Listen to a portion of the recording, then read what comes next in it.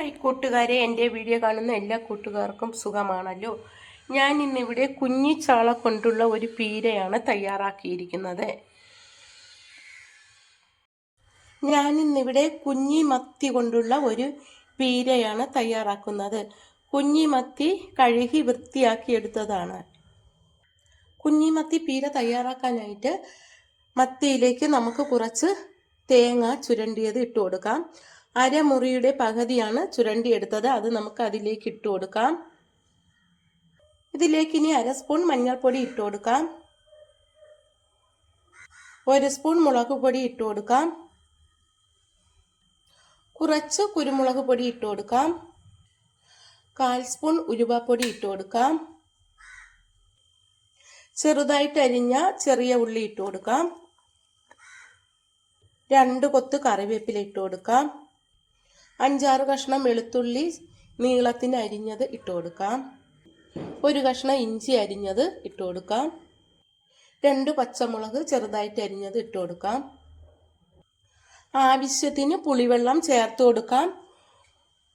വാളം പുളിയാണ് ഞാൻ ഇതിലേക്ക് ചേർക്കുന്നത്. കുറച്ച് ചേർത്താൽ മതിയാകും. ഇനി ഇതിലേക്ക് ഉപ്പുപൊടി കൂടി ചേർത്ത് കൊടുക്കാം.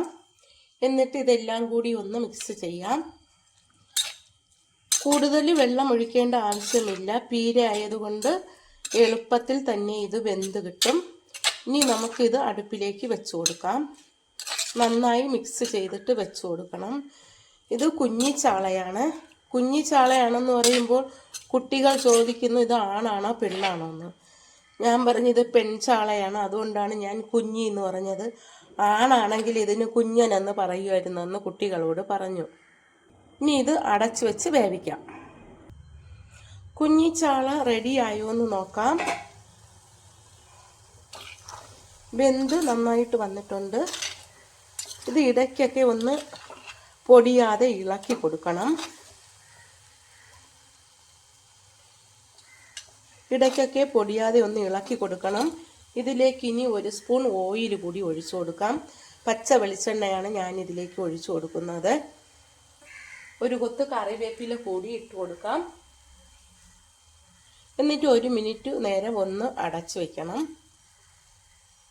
ഇതൊന്ന് കറക്കി വെച്ച് കൊടുക്കണം. എന്നിട്ട് ഇത് 1 മിനിറ്റ് നേരം ഒന്ന് അടച്ചു വെക്കണം.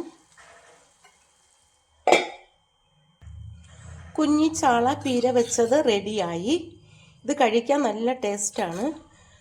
കൊച്ചുങ്ങൾക്ക് ഇപ്പോഴും സംശയമാണ് ഈ ചാള ആണാണോ പെണ്ണാണോ എന്ന്. ഞാൻ എന്തായാലും ഇതിന് കുഞ്ഞിച്ചാള എന്ന് പേരിട്ടു. ഇത് പെണ്ണാണ്.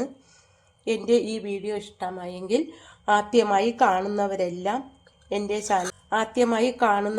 എൻ്റെ ചാനൽ സബ്സ്ക്രൈബ് ചെയ്യണം, സപ്പോർട്ട് ചെയ്യണം. എല്ലാവർക്കും ഒന്ന് ഷെയർ ചെയ്ത് കൊടുക്കണം. Thank you.